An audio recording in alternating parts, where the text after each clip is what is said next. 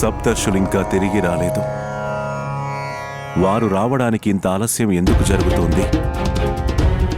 నారాయణ, నా వివాహ ప్రస్తావన తమరే తీసుకువెళ్ళి ఉండాల్సింది. తమరి మాటల చాతుర్యం అందరినీ తమ వశము చేసుకోగలదు. తమరు గనుక పార్వతీదేవి తల్లిదండ్రుల దగ్గరికి వివాహ ప్రస్తావనతో వెళ్ళుంటే తక్షణమే అంగీకరించేవారు. పరిస్థితిని అర్థం చేసుకోండి. పార్వతి మా సోదరి కనుక తన వివాహ ప్రస్తావనతో నేను రావడం నా బాధ్యత. కానీ తమరి తరపున పెద్దరికం నిర్వహించడం ఏమాత్రం బావుండదు కదా. ఎందుకంటే నేను వధువు పక్షం వాణ్ణి.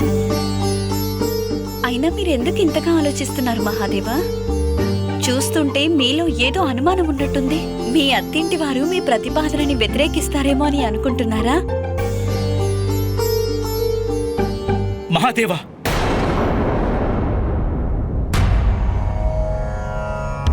ప్రభు, సప్త ఋషులు, అరుంధతి మాత తిరిగి వచ్చారు.